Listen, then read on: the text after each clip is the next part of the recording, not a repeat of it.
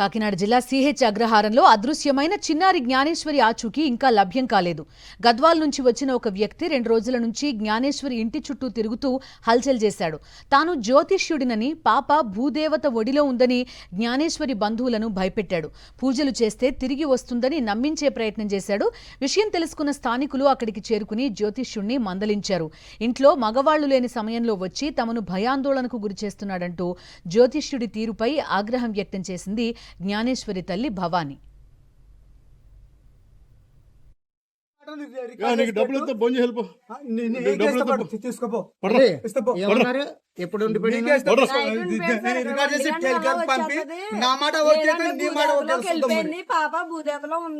అలాంటి మాటలు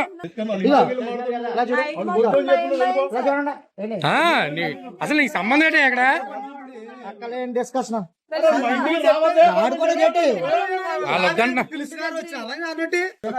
మర్యాద దక్కించుకుని వెళ్ళిపో, లేదానికి ఇబ్బంది పడతావు.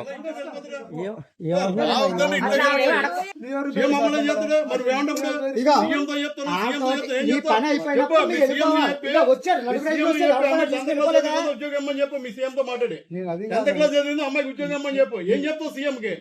ఏం చెప్తావు సీఎం కి? చెప్పు. ఏం అడగాలి?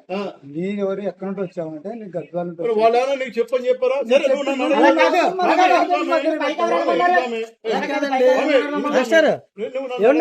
ఓకే, అడిగారా? చెప్పమన్నా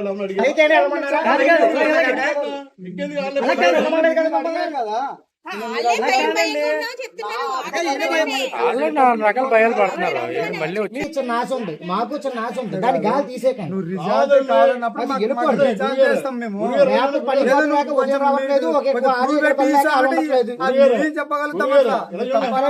మాట్లాడకూడదు, పద్ధతి నేర్చుకోండి. ఇదే మాట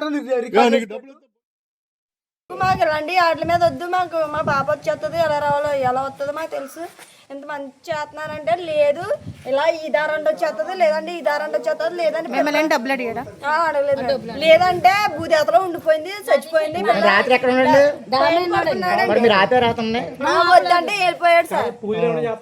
ఇప్పుడు నైట్ కి ఒంటిగా నేను దానం చేస్తాను, లేదంటే చెట్టు ఎట్టిపోయింది, లేదంటే భూదేవతలో దిగిపోయింది, భూదేవతలో చచ్చిపోయింది.